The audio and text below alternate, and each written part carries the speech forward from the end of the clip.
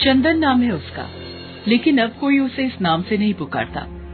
लोगों के लिए वो एक लंगड़ा भिखारी है, जिसका चेहरा जले हुए होने के कारण बहुत ही भयानक दिखता है और जो मॉल के बाहर भीख मांगता है। 1-2 रुपए दे दो साहब, भगवान के नाम पर दे दो। हटो हटो, दूर हटो। चंदन के कटोरे में कोई कुछ पैसे डालता तो कोई उसे देखकर नाक भौं सिकोड़ कर आगे निकल जाता, तो कोई उसे दुत्कार देता। कहते हैं जीवन बहुत बड़ा जादूगर है, अगले पल में ये कौन सा जादू दिखाकर आपको चकित कर देगा, ये किसी को नहीं पता। चंदन के जीवन में भी ऐसा ही कुछ घटा था। आज से 1.5 साल पहले वो बिल्कुल भला चंगा था। वो एक छोटा सा खाने पीने का ढाबा चलाया करता था, लेकिन एक दिन उसकी दुकान में शॉर्ट सर्किट के कारण आग लग गई। वो बेचारा उस समय दुकान के अंदर ही था। बचाओ बचाओ, दुकान में आग लग गई है, मैं अंदर फंस गया हूँ। आग तो बुझी, लेकिन सब कुछ खाक करके चंदन का सारा सामान जलकर राख हो चुका था। उसका चेहरा और एक पैर बुरी तरह जल गया था। लोगों ने उसे अस्पताल पहुंचाया। उसकी जान तो बच गई, लेकिन उसका एक पैर खो गया। उसके चेहरे पर जलने के कई निशान बन गए। उसके दोस्तों और रिश्तेदारों सबने उसका साथ छोड़ दिया। सिर्फ उसकी बूढ़ी माँ ही उसके साथ इस विपत्ति की घड़ी में थी। कई महीने इलाज में लग गए, सारी जमा पूंजी खत्म हो गई। जब अस्पताल से बाहर आया तो सब कुछ बदल गया था, लेकिन पेट तो भरना ही था, अपना भी और अपनी बीमार माँ का भी। उसने बहुत जगह काम मांगने की कोशिश की, लेकिन कोई भी उसे काम देने को तैयार नहीं हुआ। मजबूरी में वो भीख मांगने लगा। एक बार की बात है, जब वो भीख मांगकर अपनी टूटी फूटी झोपड़ी में पहुंचा तो देखा कि उसकी माँ लगातार खांसे जा रही है। खांसते खांसते उनके मुंह से खून भी निकल गया। अम्मा, अम्मा, ये खून कैसे निकल गया? पता नहीं बेटा, ये खांसी तो जा ही नहीं रही है। रुक माँ, मैं खांसी की दवा लेकर आता हूँ। अरे छोड़ ना बेटा, कोई फायदा नहीं दवा का। लगता है अब मैं ज्यादा दिन नहीं बचूंगी। ऐसा मत बोल माँ, तू ही तो जीने की हिम्मत है, तेरे बिना तो सब खत्म हो जाएगा माँ। माँ के मना करने के बावजूद भी चंदन दवा लेने निकल गया। वो एक दवा की दुकान पर गया। अपनी दुकान पर एक भिखारी को घुसते हुए देखकर दुकानदार ने उसे हड़का दिया। अरे अरे अरे, यहाँ कहाँ घुसे चले आ रहे हो? ये कोई भीख मांगने की जगह है, चलो भागो यहाँ से। भैया, मैं भीख मांगने नहीं आया हूँ, मुझे दवा लेनी है। भैया, मेरी माँ को बहुत खांसी हो रही है, आज तो खांसते खांसते खून भी निकल आ रहा है। अरे तब तो उन्हें अस्पताल ले जाओ, ये तो कोई गंभीर बीमारी है। भैया, कल मैं उन्हें पास के सरकारी अस्पताल ले जाऊंगा, अभी कोई भी खांसी की दवा दे दीजिए ना। कौन सी दवा दे दूं जिससे मेरी माँ की खांसी ठीक हो जाए? भैया, दुकानदार ने चंदन की जिद पर एक दवा बोतल निकाल कर दे दी। ये लो, 50 रुपए दो। 50 रुपए? चंदन ने जेब में हाथ डाला और पैसों को एक एक करके गिनने लगा, लेकिन वो 15 रुपए ही थे। भैया, मेरे पास तो 15 रुपए ही है, अभी मुझे ये दवा दे दो ना, बाकी के पैसे मैं कल दे दूंगा। क्यों, कल तेरी लॉटरी लग जाएगी क्या बे भिखारी? चल चल, बहुत देखे तेरे जैसे। मैं यहाँ धंधा करने बैठा हूँ, मुफ्त में दवा बांटने के लिए नहीं बैठा। पहले पैसा लाओ फिर दवा ले जाओ। चल भाग यहाँ से, जाने कहाँ कहाँ से चले आते हैं दिमाग खराब करने। चंदन निराश होकर दुकान से निकल गया।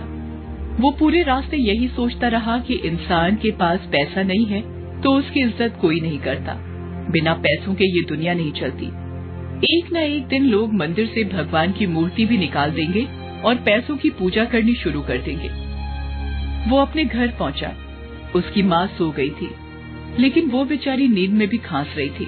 उसे देखकर चंदन मन ही मन सोचने लगा, हे ईश्वर, मेरी मदद करिए, मुझसे मेरी माँ की हालत नहीं देखी जाती। मेरी मदद करिए ईश्वर, मेरी मदद करिए। अगले दिन चंदन अपनी माँ को पास के सरकारी अस्पताल लेकर गया। डॉक्टरों ने उसकी माँ की जांच की। जांच के बाद उन्होंने जो बताया उससे चंदन के पैरों के नीचे की जमीन खिसक गई। तुम्हारी माँ को फेफड़ों की गंभीर बीमारी हो गई है।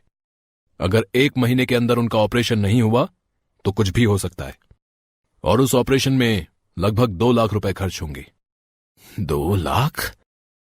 हाँ, और वो ऑपरेशन किसी प्राइवेट अस्पताल में ही होगा। चंदन वापस लौट आया, लेकिन डॉक्टर की बात सुनकर उसके मन में बुरे बुरे ख्याल आने लगे।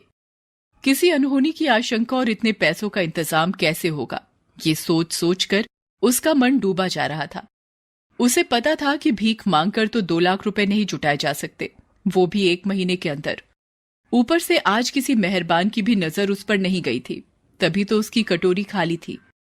तभी उसकी नजर सामने से आ रही एक बहुत ही सुंदर सी लड़की, जिसका नाम शिवांगिनी था, उस पर गई। उसे देखते ही चंदन ने अपना हाथ फैला दिया। भगवान के नाम पर कुछ दे दीजिए मेम साहब, इस गरीब की दुआ लगेगी।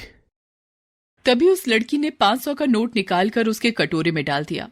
अपने कटोरे में पहली बार इतने बड़े नोट को देखकर उसकी आंखें भर आई और उसके मुंह से निकला, भगवान आपकी सारी मुरादें पूरी करे। शिवांगिनी ने उसे मुस्कुरा कर देखा। तभी एक लंबी सी कार उसके पास आकर रुकी। शिवांगिनी उसमें बैठकर निकल गई। उसके जाने के बाद चंदन फिर से 500 के उस नोट को उठाकर देख रहा था कि तभी उसकी नजर अपने कटोरे में पड़ी एक अंगूठी पर गई। अरे, ये अंगूठी कहां से आ गई? दिखने में तो काफी महंगी लग रही है, डायमंड की है शायद, लेकिन ये कहां से आई? हे भगवान, कहीं ये अंगूठी उस मेम साहब की तो नहीं है जिसने अभी अभी 500 रुपए मुझे दिए? क्या करूं? कहीं ईश्वर ने ये अंगूठी मेरी मदद के लिए तो नहीं भेज दी? इसे बेचकर क्या पता मां के इलाज का खर्चा निकल आए। हाँ, मैं इसे बेच देता हूं, यही ठीक रहेगा। ये सोचकर चंदन एक सुनार के पास उस अंगूठी को लेकर गया। सुनार ने बताया कि ये तो बहुत महंगी अंगूठी है, लगभग 2.5 लाख रुपए देने के लिए भी वो तैयार हो गया। अरे, इतने रुपयों में तो मां का इलाज हो जाएगा। वो ये सोच ही रहा था कि तभी उसकी अंतरात्मा ने उसे ऐसा करने से रोका। ये तो चोरी हुई ना चंदन। माना कि मां बहुत बीमार है, लेकिन इस तरह किसी की अंगूठी बेचकर मां का इलाज कराना क्या ठीक होगा? नहीं, ये अंगूठी मेरी नहीं है। मुझे उस मेम साहब को खोजकर ये अंगूठी देनी ही होगी। चंदन वहां से निकल आया और उस मेम साहब की तलाश शुरू कर दी। लेकिन इतने बड़े शहर में उन्हें ढूंढ पाना इतना आसान तो नहीं था। वो बेचारा हर दिन हर चेहरे में उस मेम साहब को ढूंढने की कोशिश करता, लेकिन वो नहीं मिली। इस बात को 10 दिन बीत गए। एक तो मां के इलाज की फिक्र, दूसरे मेम साहब की तलाश। यही सोच सोचकर चंदन कई रातों से सोया नहीं था। लेकिन 11वें दिन उसकी नजर उस मेम साहब पर पड़ गई। वो अपनी गाड़ी में बैठकर उसके सामने से निकल रही थी। चंदन अपनी जगह से उठा और लंगड़ाता लंगड़ाता उनका पीछा करने लगा। कुछ ही दूरी पर वो कार एक बड़े से अस्पताल के बाहर रुकी और वो उस अस्पताल में दाखिल हो गई। चंदन भी अस्पताल के अंदर गया और मेम साहब को आवाज देने लगा। मेम साहब। शिवांगिनी ने उसे पलट कर देखा। अरे, तुम्हें तो मैंने कहीं देखा है। मेम साहब, मैं मॉल के बाहर भीख मांगता हूं। 10 दिन पहले आपने मुझे 500 रुपए दिए थे। हाँ, याद आया। पिछले 10 दिनों से मैं आपको ढूंढ रहा हूं। आपकी एक चीज मेरे पास है। ये कहकर चंदन ने वो अंगूठी शिवांगिनी को दे दी। शिवांगिनी उसे देखकर चौंक गई। ओह माय गॉड, इस अंगूठी को ढूंढ ढूंढ कर मैं परेशान हो गई थी। तुम्हें पता है, ये मेरी स्वर्गवासी मां की अंगूठी है। उन्होंने अपनी मृत्यु के पहले ये अंगूठी मुझे दी थी। ये मेरे दिल के बहुत ही करीब है। ये तो मुझे नहीं पता मेम साहब, लेकिन इतना पता है कि यह आपकी अमानत है और इसे आपको सौंपना है। ये कहकर चंदन वहां से जाने लगा। तब शिवांगिनी ने उसे रोका। तुम्हें पता है, मैंने तो इस अंगूठी के मिलने की आस ही छोड़ दी थी, लेकिन देखो ये फिर से मेरी उंगली में है। काश सबकी किस्मत ऐसी ही हो, किसी से किसी की प्यारी चीज कभी ना खोए, और अगर खो जाए तो कोई तुम्हारी जैसा उसे वापस कर जाए। उसकी बात सुनकर चंदन फूट फूट कर रोने लगा। तब शिवांगिनी ने उसके रोने का कारण पूछा। तब चंदन ने उसे अपनी कहानी शुरू से अंत तक बताई। चंदन, तुमने मेरी मां की निशानी मुझे वापस दिलाई। तुम्हारी माँ को मैं कुछ नहीं होने दूंगी। इसी अस्पताल में उनका इलाज होगा और मैं करूंगी उनका इलाज। डॉक्टर शिवांगिनी करेगी उनका इलाज। क्या क्या कहा? आप डॉक्टर हैं? हाँ, मैं इस अस्पताल में नौकरी करती हूँ। और हाँ, आज से तुम भीख नहीं मांगोगे। मैं तुम्हें यहाँ के मालिक से कहकर काम दिलवाऊंगी। तुम इस अस्पताल में अपनी कैंटीन शुरू करो। चंदन की माँ का ऑपरेशन सफलतापूर्वक हो गया। चंदन शिवांगिनी के अस्पताल में अपनी कैंटीन चलाने लगा। उसने जी तोड़ मेहनत की, अच्छी आमदनी शुरू हो गई। फिर उसने शहर के एक पुराने होटल को खरीदा।